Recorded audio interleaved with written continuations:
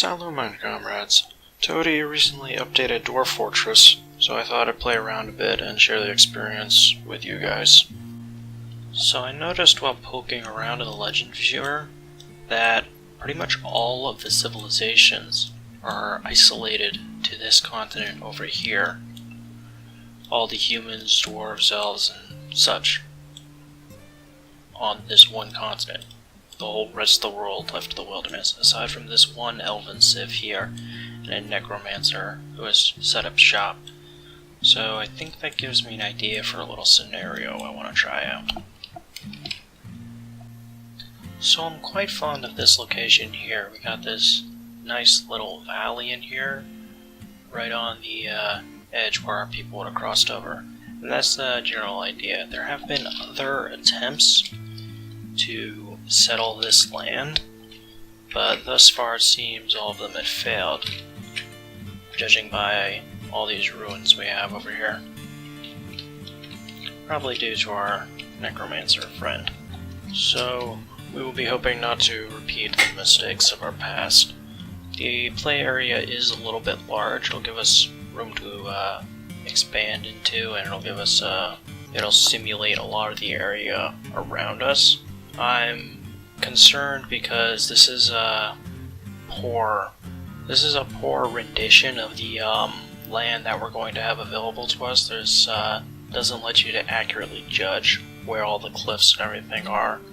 I very much wanted to cover the entirety of the valley. This puts us in range with both the elves, who are native here, and the tower, which may be good or bad, depending on how well I'm able to deal with necromancy. I have yet to actually have to deal with necromancer in fortress mode, so it might lead to immediate amounts of fun that I'm not prepared for.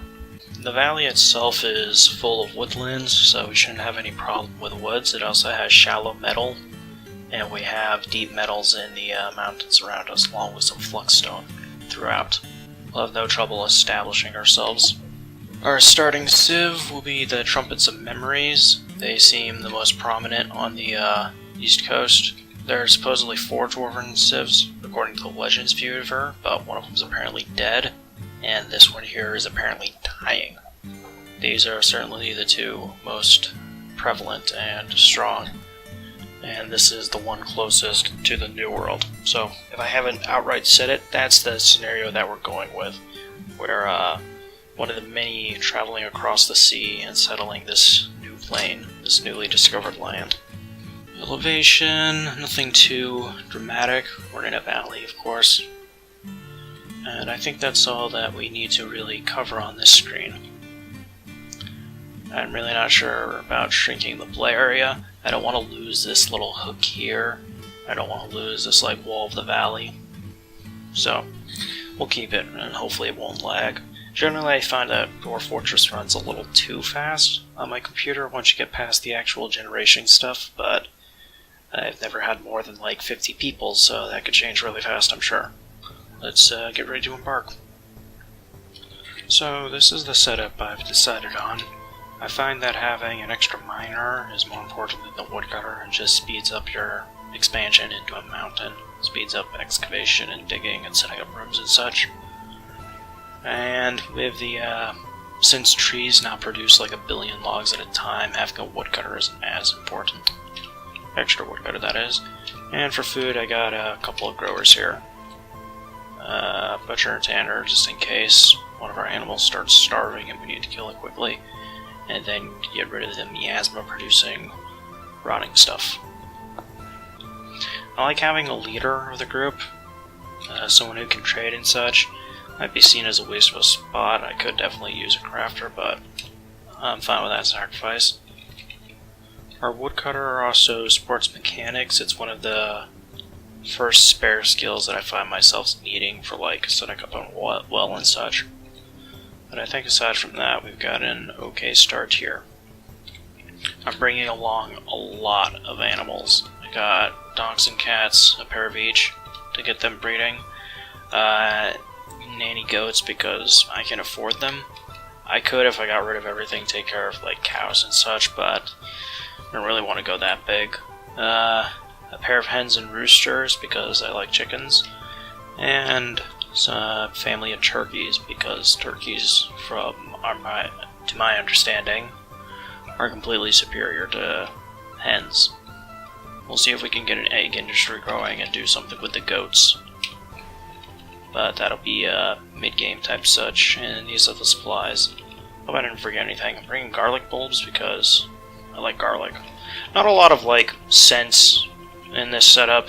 I'm not, like, trying to game it to the maximum and everything. I'm just gonna have fun with it. RP a bit. Speaking of RP, this is the name of our fort, the Vale of Thunder. To my understanding, a vale is sort of a closed valley, like the one we've set up in.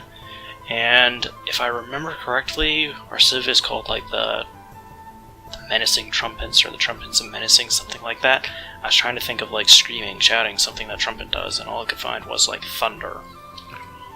So we've named the place the Vale of Thunder, and we are the Angry Trumpets.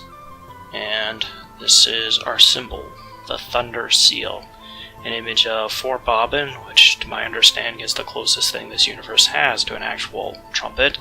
2 mountains to simulate the valley. There's no, like, river or anything within the object list, so I went with Blave to sort of simulate that.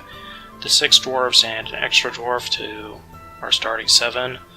Most of them are laboring, and the last is striking our leader, striking a triumphant pose.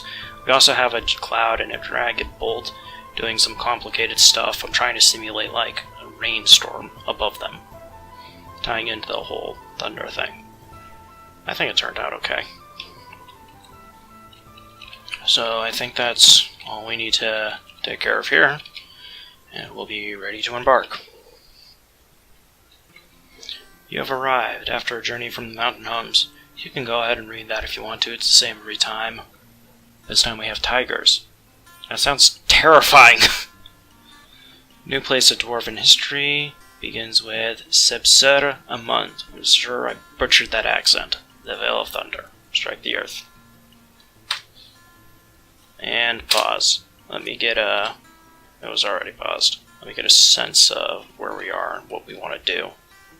See, this is what I'm talking about. The map suggested that we would be surrounded by mountains. And instead we got those 2 little things.